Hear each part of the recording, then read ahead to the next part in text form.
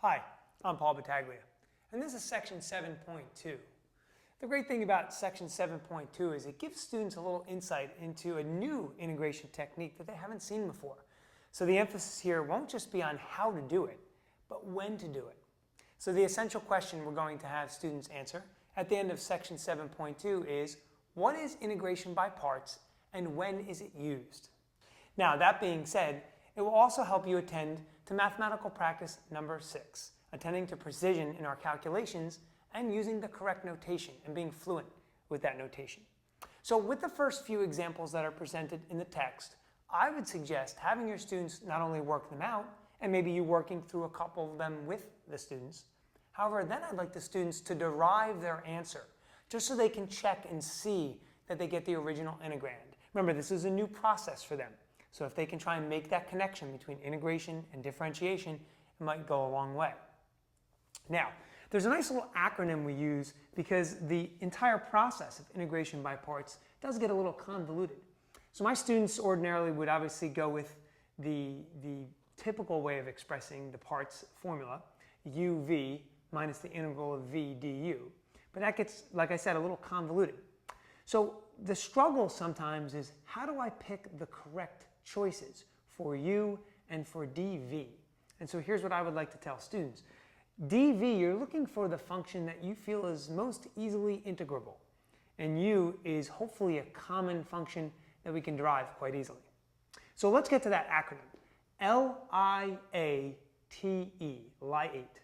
Obviously it doesn't spell a real word, but just remembering those letters and what they stand for can be helpful.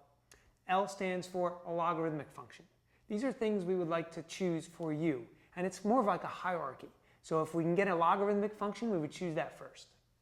Next, we'd go to I, an inverse trig function. A, an algebraic function of some sort. T, a trigonometric function. And our very last choice for u will always be E, an exponential function. Now, example 7 is a different way of looking at the integration by parts. It uses a tabular method. If time doesn't permit and you feel your students have really mastered integration by parts to this point, I might actually skip that example, but I'll leave that up to you.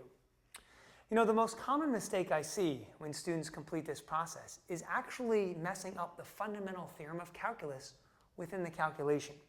So I'll give you a for instance. Let's say we were taking the integral from 0 to pi over 3 of x cosine of x dx. What happens is students ordinarily, they can do the process and they get pretty good at the process. But when there are limits of integration, they forget to include those limits on the first part in the parts formula, the uv part. They only apply it to the second half where they see that integral symbol. So watch out for that. We talk a lot at this point now about connecting this to various concepts. And to end up, I like to show my students example 6. It's a great idea of how we can connect what we're learning now to what we've already seen. And that's a differential equation. Example 6 asks students to take a differential equation, dy dx equals x over 2y times sine of x, and solve it.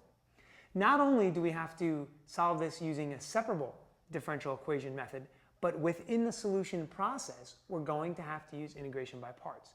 So it gives students a chance to see that we can't just be in the here and the now.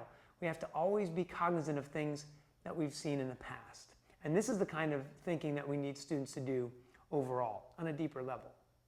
I hope you found these tips helpful. I'm sure you'll find much success in section 7.2.